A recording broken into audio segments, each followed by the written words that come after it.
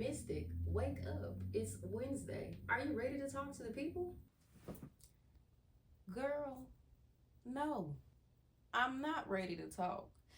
Can a girl not be sad and depressed and heartbroken by herself? Well, girl, you made promises to the people. You can't stay in bed the whole time.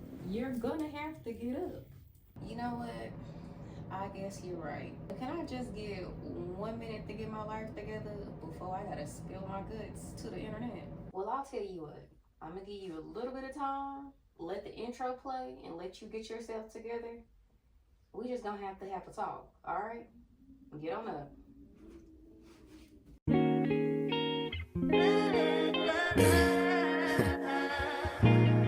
All these years I've been wanting in my life.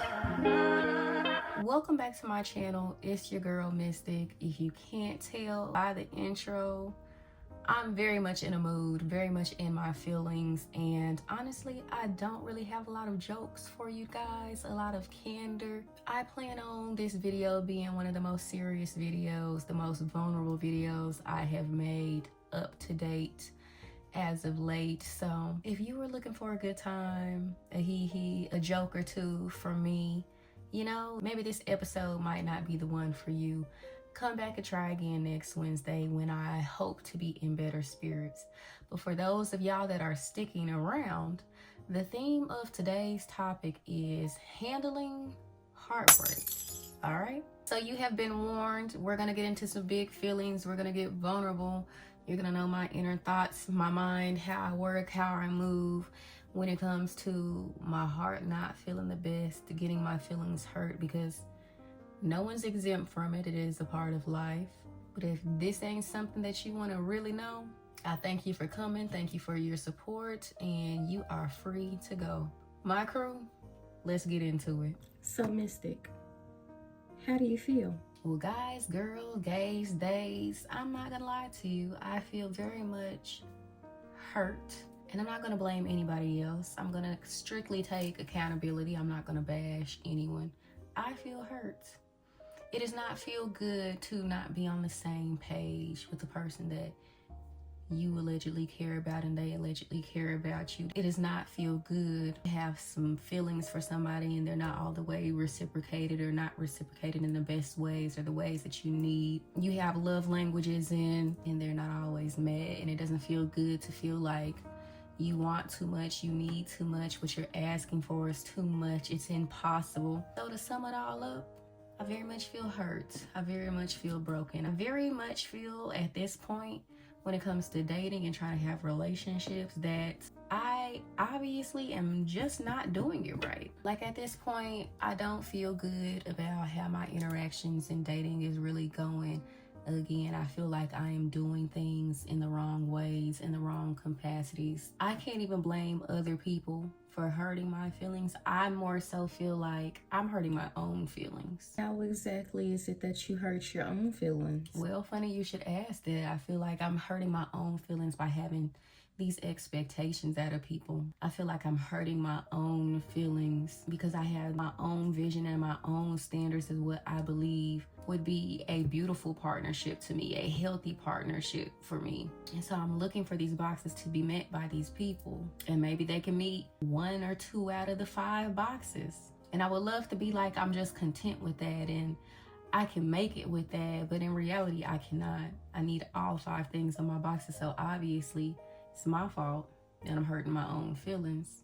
At this point, I'm starting to believe that nobody's having the visions that I have or have the feelings that I have. So alignment is very important to me. Communication is very important to me. Not forcing things is very important to me. And at the end of the day, it just comes to the point of I'm having to force someone to give me my visions and my dreams. Like maybe it's just not meant for it to happen. So maybe I have the completely wrong vision. So I think me and everybody else are curious. Explain to me how you see it. You know what? All right. I think I will explain a little bit of what my vision is. To me, when I see me liking someone, them liking me caring about them caring about me, eventually loving me, I'm eventually able to love them. I think you start off at the basics. You start to learn that person. You want to know the ins and outs of that person. I'm excited to learn somebody new. I'm excited to learn their favorite things, yes. And I'm even more excited to learn the deeper things about them, what makes them feel how they feel, from good, bad, ugly. And I think if someone genuinely likes me, they want to reciprocate that, number one. Number one in the process is truly getting to know each other. Then after you have figured out each other, know enough about one another, you then say, well, she's told me all these things that she likes, what makes her happy, what makes her smile. Let me see if I can start giving those things to her too. Instead of someone just saying they like you over and over and over, they've paid attention to you enough to know the things that you do like and putting action behind it. They can show you. You can feel it. For instance, if I love flowers, my favorite flower is white roses. They make me so happy. We talk about them all the time. I tell you my love for them. And I feel like in my vision, if that person would want me to come to the conclusion of, oh, this girl likes me, she would eventually start getting me my favorite flower. That's just my thought process of wanting to truly know somebody and being deeply connected to that person and giving them things that they want and they need without them asking, and them giving me the things that I want and need without having to ask. Or then if I do ask, they follow suit and start giving it to me without me having to bring it up 50,000 times or beg or force. So again, I cannot be upset with anybody else. I can only be upset with me because maybe I am doing it wrong. Maybe that's not how it's supposed to go. Maybe I should not have these expectations, have these wants, have these needs, express to my person I need these things. Maybe I'm supposed to be simply okay with the things that they give me and that they're willing to give me, that are comfortable, the ways that they want to show me love instead of the ways that I need love to be shown to me. Maybe I am the problem. And these are just some of the many things that I think about when I'm in the reflection period of getting my feelings hurt. So let's fast forward. Let's talk about how I'm going to get past getting my heart broke, okay? To me, I feel like heartbreak looks and feels differently for everybody. Everybody copes differently. Everybody has different needs, different ways that they do it. But for me, heartbreak feels physical to me. Like I physically feel my heart in pain, aching. And no matter what I do, I can feel it. Even in the happiest moments, even in the things that I'm used to bringing me happiness or making me feel good, I feel it in those moments. I'm in the gym. I'm doing my favorite workout. I am physically feeling the pain in my chest. I'm at my favorite restaurant.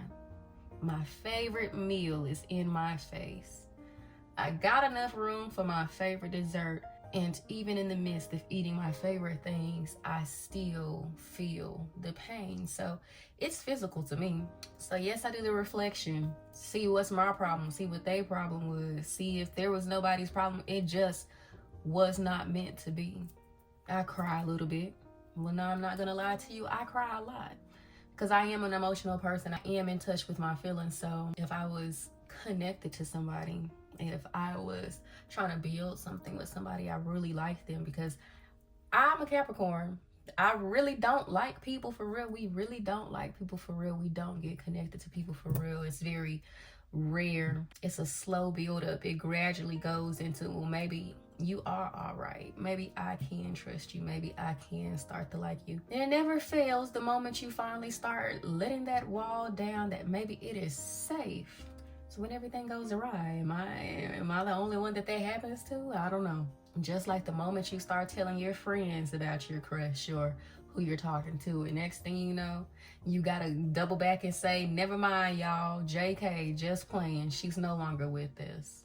Or the moment you start saving somebody's number, that's when their communication starts going awry. Well, dang, what we exchange numbers for anyway. So it's usually the moment I finally take my guard down to be like, all right, they're doing X, Y, and Z. They're jumping through the hoops. It seems as if they're really proving themselves. I guess she possibly could be the one, and you are slowly not back into reality, it seems. But anyways, heartbreak, I physically feel it. It's hard to do the things that you enjoy. And I'm not gonna lie to you, I do lay down and let it happen to me sometimes. I fall off my routine. I stop going to the gym a little bit. Stop eating a little bit. Stop sleeping how I normally sleep. Nothing seems fun. I want to isolate. I don't want to talk to my friends. I don't want to be around people. The world did not end, of course not. But my little world just came crashing down. And my bad, I need a second. And that was the period that I was in this previous week. And now I'm ready to get out of the heartbreak. So what does getting out of the heartbreak look like for me? Now, in no way am I telling you to do any of the things that I have done or that I do. You got your own life, your own journey, you know. I'm not a professional. I have a therapist, but don't mean you would like the teachings that my therapist doing. Don't mean I always do the teachings of my therapist. So I'm just sharing a little bit about me. So I'm not a person that is into easily giving up. And unfortunately, that's not the healthiest. That's not the best. I do have a tendency to, in better lack of terms, beat the dead horse. I want to leave something knowing that I tried absolutely everything that I could. I don't want to think about it a week later and be like, well, I didn't try this. And now I'm doubling back and trying to spin the block and trying to beg and cry and scream and please, let's just try this one more thing. I attempt to leave with no stone unturned. So what does that look like for me? I attempt to have one more talk with that person. The realest talk they could have ever gotten out of me the whole time that we was ever dealing with each other. The talk where I am willing to look vulnerable, willing to be stupid, willing to cry on the phone, willing to share my real thoughts, willing to say everything that I enjoyed, willing to say the things that I did not. And if that call means nothing, if that call does nothing, or after I've gotten that all out of my spirit and I feel free, I then have to do the work and start separating from that person. Or if that person is showing me, I've already given up. I'm already done. There's nothing I have left for you. You know what they say, you do not need to let somebody show you, tell you more than once they don't want to be here. I'm not in the business of keeping anybody where they don't want to be. That does not feel good. I preach about not settling all the time, and here I am trying to force you to settle for me. I cannot do that. I want you to be happy. I want you to be free. Just because it wasn't meant for you to be my person, I'm not going to stand in the way of you finding your person. So one of my processes of healing, trying to attempt to have that one last conversation, and sometimes it works. Sometimes I'm able to sit on the phone and express my feelings, and, you know, sometimes people are receptive. You know, they give their apologies and it's still a goodbye at the end. Sometimes people are receptive and they want to try again. Sometimes people are not receptive. They want to argue. They want to laugh in your face. And some people just don't want to have the conversation at all. You know, I've experienced it in multiple ways, but I can only control me. I cannot control them. So my talk is for me. Some people believe in closure. Some people don't believe in closure. It just depends on what you're into. But after I've had that and whatever the outcome is, I know how I need to move going forward. I had the sadness. I sat and I laid down and I let life and hit me. And now it's time to wake up.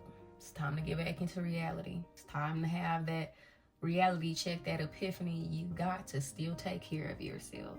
You've still got to love yourself. You still have to show up for yourself. So do that. So now I'm back trying to get back to myself, getting back on my routine, making sure my alarms are on, pushing past my feelings being hurt, pushing past the pain. You still got to go to the gym, girl. You still got to eat. You need to drink your water. You still got to live. You still got to have fun. And you have to heal. In life. So I've slowly been integrating myself back into my reality, my real life. Yes, I'm still in a little bit of an isolation period, not talking to my friends as much, not being out and about, being more in the house. And I'm already an introvert, so that's not hard to do. So finding hobbies that are keeping my mind busy, my hands busy, to where I'm not feeling anxious and depressed and just sitting and wallowing in the pain. I'm an outdoors person. Nature helps for me, sitting outside on my balcony, going for a walk at the lake, doing enjoyable things, even when they're not the most enjoyable because you're not ready to have joy yet. But I know that one day I will be. Summer is coming. Spring's around the corner. Spring's my favorite season. The sun is coming out, daylight savings, all the things that I know will bring me joy again. I'm journaling. I'm paying more attention to my shows. I still go to therapy, of course. I'm making me a new list and I'm checking it twice. I'm not hurrying up and moving on and jumping into the next thing and being toxic and using people and racking up karma so then it'll come back and bite me and the cycle continues. I just am learning how to be me again. So that's the journey I'm on. Not new to heartbreak. It's not the first time it's been broken. I'm sure it won't be the last time that it is broken, but that does not make me any less lovable, desirable, deserving of. But I'm gonna continue to move. I'm gonna continue to grow. I'm gonna continue to heal, and I'm gonna be happy with me again. So respect my time, respect my feelings. I'm not in the mood to entertain a single soul. I'm not looking at nobody. Even the crushes that I had, I'm all crushed out. Nobody's attracted to me. I really just want to be in my space, in my bubble, healing and worrying about myself. When and if there is a time where I ever want to open myself up to the possibility of love having me again, it'll happen. But until then, that's not what I need. That's not what I want. That's not what I'm looking for. So my plan is to work on myself, mind, body, soul, and spirits. I got goals to maintain. I got things to keep up with. I have trips to plan. I got a body to get together. I plan on being happy and glowy once again. So that's my journey. That's my feelings. That's really all that I have for you this week. Thank you for the love. Thank you for the support. Thank you for thinking of me. And I'll have something better for you next week. I'll have some lighthearted, decent content. Maybe I'll just put on a comedy show for y'all right here at the camera. We'll see. We don't know. But as always, thank you for coming, and I hope to see you next time.